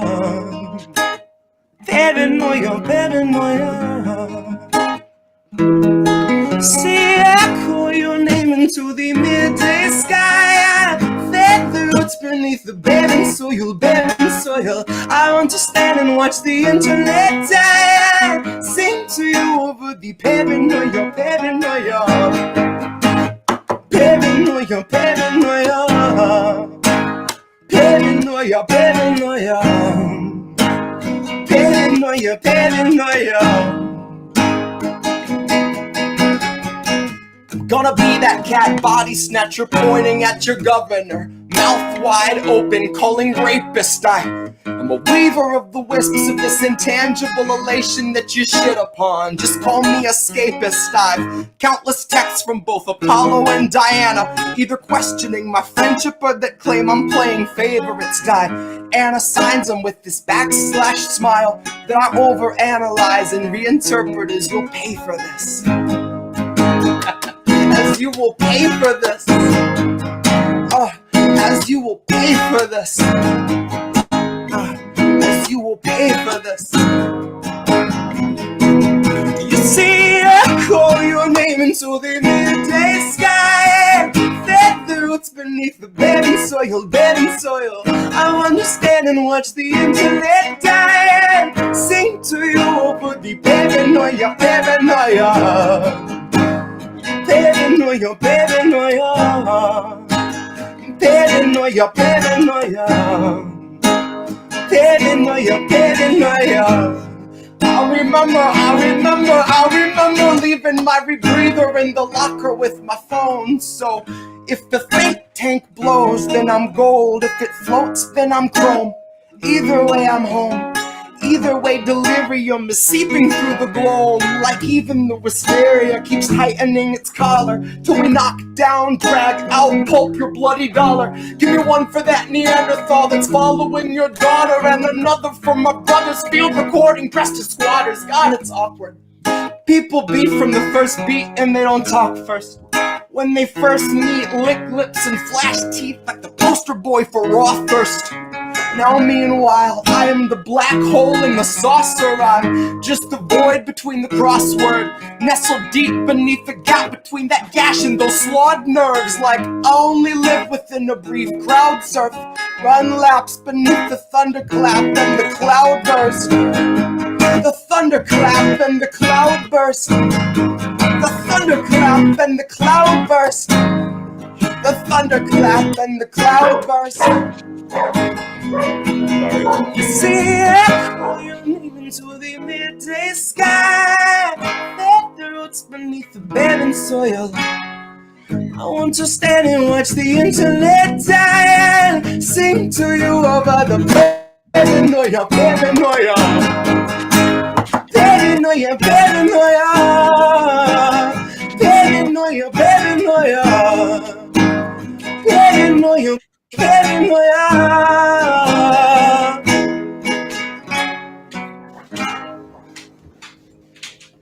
Nice. That's so good. I know I just keep saying that. I feel really repetitive.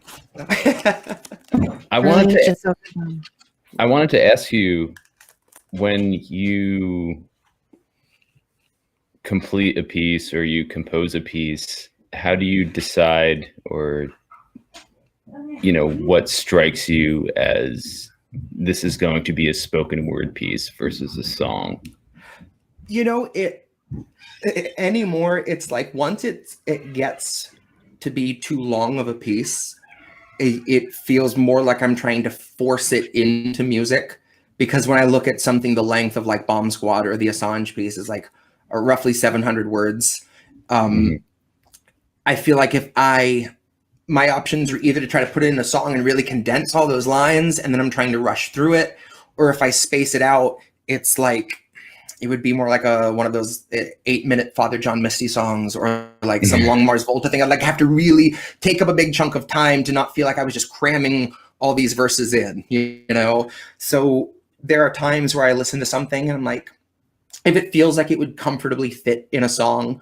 There are some exceptions, obviously. Town Hall, that's about 8 minutes, and I kind of make a drastic change there into like a softer shift in music. And I think down the road I'd like to do that, but again, I've opted for speed more than anything else, and it's the difference of, can I either have a spoken word piece or a song that I can do in a reasonable length of time, or a song that's going to be like some 8-minute epic that if I want it to not get stale, I need to have a whole lot of variance in the music. And sometimes I look at the time it would take to make a song like that, and I could make 4 different beats with that same output. And so it just depends. Sometimes there's something I really want to hear as a song, and I'm determined to make that fit. And in those cases, I have sat on lyrics for a long time before I found the right piece. And that is a great feeling, to have something that like I want to wait until it really fits.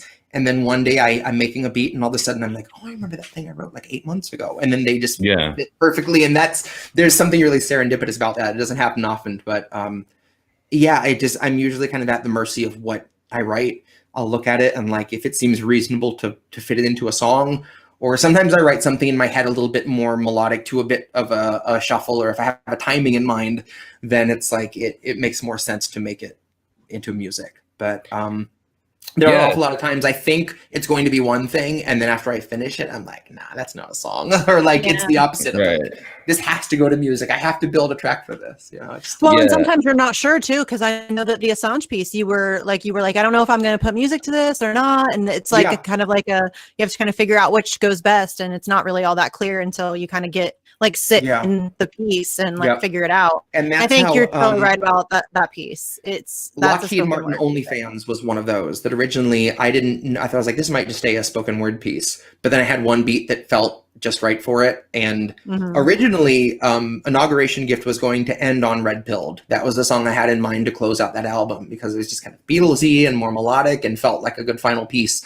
But once I put Lockheed Martin to music, I was like, this has got to go on the tail end. Especially once I decided to do the chanting, the kind of ritual chant at the end that keeps building up and fades out. I was like, this has got to be where I close. Like it just, yeah. So yeah, and so everybody that's listening to this right now, go to Bandcamp and check out Jesse's album. It's called Inauguration Gift. You can find him on Bandcamp, Jesse Jett. Just like Spotify go too. And, yeah, Spotify Yep, too. wherever you wanna Go look. buy his album. It's really good. It's seriously, it's really good. It's worth it. Thank you. Yeah. So, oh, go ahead, Jesse. Oh, I was just going to ask, kind of changing the subject a little bit. I don't know if you're Caucasian or whatever you consider yourself, but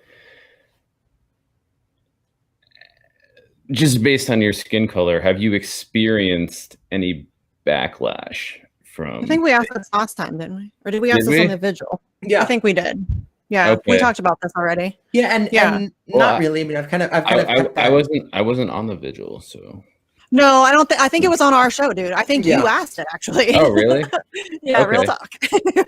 Okay. All right. Yeah. So Yeah. never mind. Yeah. Never Yeah. mind then. No, it's cool. Like But it's yeah, still no, like for viewers, I mean, I haven't, and it's not like I wouldn't understand if I did, and that's kind of why I've never tried to like change my voice to put on any affectations that make it feel like I'm trying to do specifically hip hop. It's just if I have poetry that I'm trying to put to music, that's what it becomes, unless I take steps to try to make it into something more musical. And that's kind of the shift to acoustic too, is more to be able to, try to put that into other formats and see where I can take that.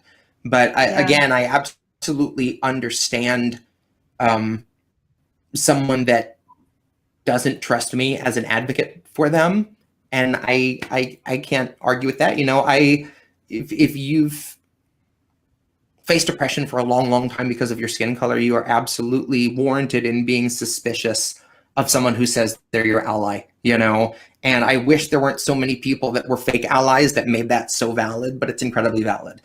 And all I can do is, tell them I understand and appreciate it and try not to speak on their behalf. But I speak on the behalf of anyone that I feel like is marginalized and pushed out and shafted. And that's, obviously you can't deny the mistreatment of people of color in this country. It's off the charts. And there's like a fine balance that I think that there needs to be in like not speaking for anybody.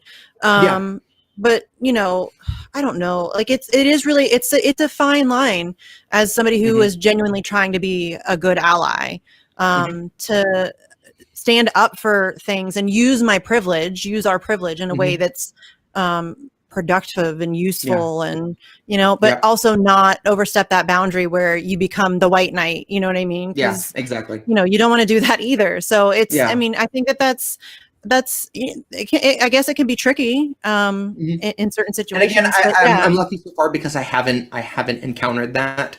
But again, if I did, I would understand. I'd absolutely understand. And I know that's about the extent of it. Yeah, I totally see that. So when is the new album coming? You said, because I know it's going to be fall, but then you changed it. So it might be closer to end of summer. Okay. Because I'm planning on probably not being super lengthy of a track list. I think probably 10 songs or so.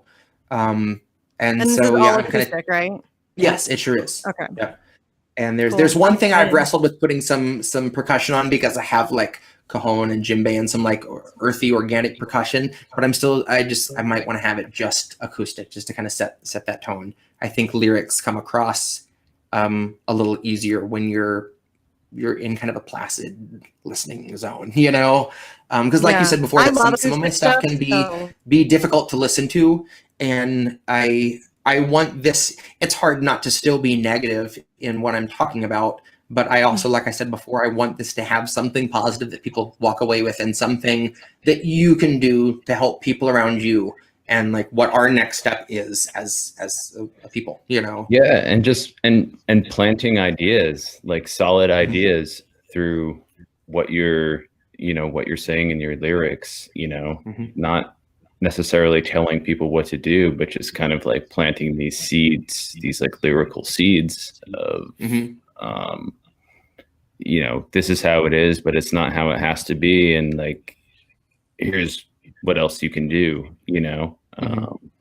or not even necessarily providing an answer, but just saying like, just because this is the way it is doesn't mean this is the way it has to be. And, that was one of the lines in the which I forget now which song. Yeah, which song was it? Some see it fine and say this is how it has to be. Yeah. Red pill. Those people drive me crazy. Seriously, those people drive me crazy. Shit is terrible, and they're like, it's the best we can do. No, stop that nonsense. Yeah. Those people. And that's, to me, that's the first step, is once you can admit it isn't how it has to be. Once we all admit that, then we're all ready to take the next step.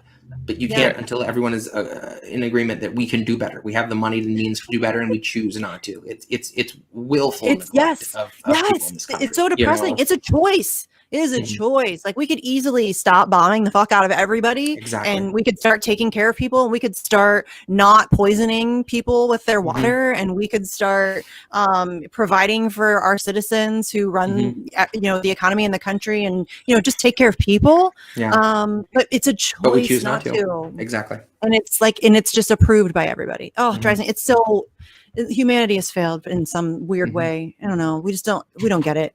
Anyways, so Jesse, I know you have to go. Do you want to tell everybody where they can find you on Twitter, your Bandcamp? I mean, I know I just kind of did that stuff, but just so people can follow along and keep track of it's your work. Jesse_Jett, Jett. And my stuff is on Bandcamp. That's the best place if you'd like to support me. I don't do like a Patreon or anything like that. But Bandcamp has been fantastic in giving you actual, accessible music sales. And again, it's on Spotify or YouTube, wherever you want to listen. And for anyone that wants to have a copy, but money stands in the way, please DM me on Twitter. I get like free download links from Bandcamp, and I'm more than happy to give you a free link. I'd love to. And other than that, that's dope. I love that. Doing Krish Mohan's podcast tomorrow, which I'm really excited Yay! about. And Nice. then, I love Krish. I'm sure I'll be back with you guys as soon as you'll have me again. We'll do something else. But like anytime. Like if you just say, "Hey, I want to come on your show," I'm like, "Okay, it's fine." I mean, unless we have somebody already booked. Yeah. Right. But no, it's the best. Again, I love having a space like this to be able to try out new stuff. And, are you going to play live with Krish too? I think we'll be recording his episode, but yeah, I'll be doing some songs on there, and then I think I'll be performing at his live comedy event at the end of April as well. Nice. So yeah, on his live stream. So, dope. Yeah, and just so everybody knows, Krish also usually does comedy shows online on Friday nights. So you can check that out. I think it's krishmohanhaha.com, like haha laugh. I think that's his. I hope I'm sorry, Krish, if that's wrong, but I really think that's I think you're right. And I think he's on Rockfin and YouTube too. So Krish is awesome. So if you guys can support him too, he's great. I love him. And again, people hanging out in the chat, like seriously, you guys mean the world to me. I can't tell you how nice it is to have people that I can share the stuff with, that I get this kind of feedback. Like there's nowhere else I could do that. So I love you guys. Yeah. And I just everybody who's in the chat and everybody who's watching, like, thank you so much. I never I started the show. When people listen to what I have to say. I started, I didn't think anybody would give a flying fuck about what I have to say. Nobody should, really. I don't know why you're here. And that's the same. Like, it's still surreal that like my music, or my political stuff, my political opinions are of any value to anyone is really meaningful and humbling, and it's So thank you. Yeah. So I always do this. Here he goes. One more thing before we let you go. I was trying to get this question in earlier, but we need to do a segment of one last thing with Jesse Zerwell. We'll do because we still never did influences. We talked about last time, we were going to talk about your music influences. It's just so many other things. Jesse does this all the time. Yeah, just one more thing, dude. One more thing. Well, I know you got to go. I have one more question. So it's sort of. I mean, it sort of builds off like your musical influences, but what have you been listening to lately that's really That's a been good question, actually. You know, inspiring you? very little. I realized the other day how little outside music I've listened to because it's hard for me not to kind of find new things I didn't like about it now that I'm kind of looking through a different lens. And a lot of my favorite artists have put out new projects that maybe it's just the ears I'm listening to them with, but it hasn't done a thing for me. That said, I have gone back to one of my favorite albums ever, which is, I want to say about 15 years old now. It was like an emo band from the early 2000s called Vendetta Red. And they deserved all the attention that like My Chemical Romance got and then some. They have a record called Sisters of the Red Death that is fairly graphic in some points, but it is their frontman was aggressively feminist. And this is a concept album about nuclear war creating this kind of Gorgon woman, this kind of Medusa that amasses an army of women and they go around castrating every man they can find. I feel like I would like this album. It's just the most brutal, like Greek mythology and really anthemic, like violent revenge songs. And the harmonies are beautiful. It's just all really stirring, and I've never heard anything like it. And that's still, I hadn't listened to it in forever and was listening to it the other day, and like I didn't realize until now how much that did influence me, for it being an instance of hearing someone that you could tell what they were singing about, they were passionate about, and they were angry about. And when they sing something about sexual assault, it's, you can hear in his voice, you know, that it's not just some line he kind of passively wrote. And his interviews too have always been, that's what he wants to talk about, you know. And you don't see a lot of male singers, especially in like hard music, take up, you know, women's rights, and especially to use such a weird macabre kind of imagery as they did with this Greek mythology stuff. It's a very heavy, graphic, viscous kind of album, but it's also really beautiful and really powerful. It's Sisters of the Red Death by Vendetta Red. And it's really, totally it's incredible. It's something I started listening to when I was about 16, and now I've got another 16 years under my belt, and it's like, God, this album just fucking pounds. Like, it's so good. So yeah, that's really the most I've listened to in a while. Where are they from?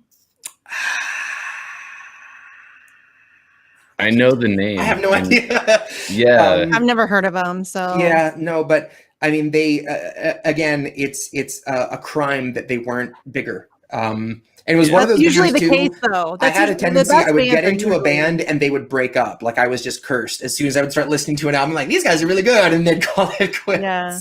No, but that's usually the case, though. The best bands are usually not the most famous, like the most famous. Sometimes they are. Like, sometimes there are genuinely amazing bands who really make it big. But most of the time, it's a lot of lesser known people. One of my favorite bands ever is a 70s band called Big Star.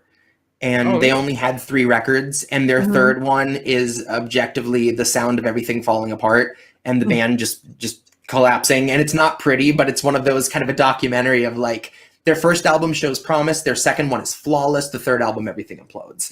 And it's like, that's it. That was the run of it. But it is kind of cool. Like, you can track a band. REM and Tom Petty in a big way. But lately, I've tried to go back to some of the stuff that was a big influence for me. Lauryn Hill's Unplugged record, that Vendetta Red record. Her voice, man. Ooh. Yeah. And the Unplugged thing, especially because it breaks sometimes. It's dry and it's rough and it's raw and it's very real. Yeah, that's usually what I like. Like, that's usually exactly. Like, I'm a 9 Inch Nails fan. Like, Trent Reznor's not the best singer, but he sings like from his gut. Like, you feel that shit. Dude, my cousin got to see 9 Inch Nails get warmed up. I've seen him several times. He got to see them get warmed up by Cake. And I can't imagine what a fantastic double bill that is. Like, those bands don't even know each other, but it's so cool. The weirdest. What is that? I know. What's that? It's amazing. Really? Nice. Land of Cake. Oh, that's awesome. Bone Thugs and Harmony is from Columbus. What's that country band? God damn it, I can't think of their name because I don't really listen to country. Like a contemporary country band? Yeah. I don't know. I think it's like 2 dudes or 3 dudes or something. I don't know. There's a couple people from around here, but not really anybody all that. The Georgia County Line? Florida, Georgia line. Brooks and Dunn, Big and Rich. No. This is the trivia part. I've been waiting for Hold this. on. You guys are gonna make my brain hurt. Nickel Creek. Georgia County Line is they're fantastic.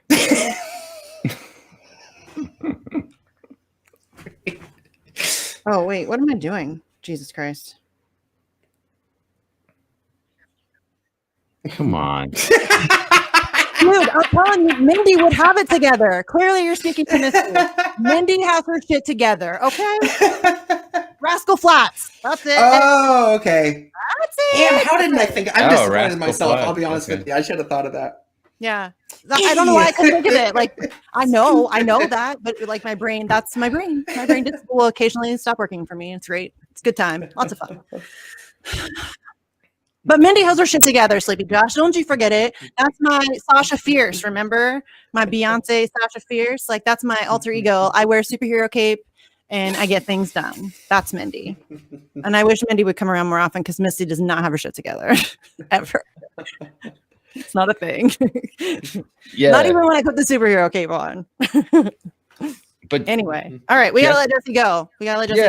Thank you guys again. Seriously. Yeah, thank you I so look forward much, to this man. so much. And what's so remarkable about your music is that you're you're not just spitting lyrics, but you feel it. There's substance to every line, and there are few musicians, whether rappers or otherwise, who are out there doing that now. And it's I think it's more music we need to be listening to, and so there's not a lot of it, but we need more. Yeah, so I think I know how it goes, man. Like, I write poetry, that's like my creative outlet. Like, who gives a fuck about poetry, right? So I think it's important though that like you're putting out music, you have a following, and it's not just some cut and dried version of putting out music. There's you're not like getting up on a fucking podium and proselytizing, but you're providing a message in, I think, like an appropriately emotional way. That sounds like a guidance counselor. Thank you. Oh, okay. No, and before we close out, that's important though. I think that's important. Yeah, but Steve's in the chat and he said that we're stingy with the wrenches, meaning like making people admins. My dude, I don't even have one and it's my show. Like, I don't even know how to do that. Like, I haven't figured it out yet. So yeah, like, it's okay. I'll give you a wrench for you. Everybody gets a wrench, right? You get a wrench. You get a wrench. Oprah. Yeah, you get a wrench. Look under your chair. There's a wrench.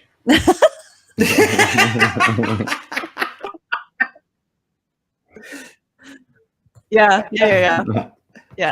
That's, thanks Discord. This is some good people. Okay, anyways, we gotta go. I'm Misty. You can find me on Twitter at Sarcasm Stardust. That's Jesse Jett. You can find him on Twitter and Bandcamp and Spotify. Go get the album. And yeah, Jesse, do you want to tell them where they can find you?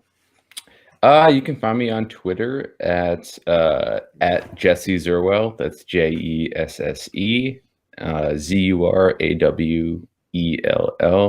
And Misty and I both sort of curate the Facts on the Ground podcast page. We're not so good about updating that, but it's getting there. And it's at FOTG podcast on Twitter. And we're also on Rockfin as well. Yeah, Rockfin.com. Check out Rockfin. /FOTG. And thanks, Sleepy Josh. I forgot to do my Yeah. whole prop comedy segment. I had a whole bit planned. I'll have to do it. Oh, well, you can come back. When do you want to come back? We'll schedule it. I'll hit you up. We'll schedule it. You're coming back No, sometime soon. So. You want to do Cool. end of next month? Yeah. Plan for that? I'll hit up your DMs. Yeah. We'll get it scheduled. Cool. Okay, guys, we're done. We're done. Yeah. Thank you, Sleepy guys. Day. Chat. We're out. Love you guys. Everybody Peace, be homies. safe. Thank you, Good night. Josh. Yeah, thanks, man.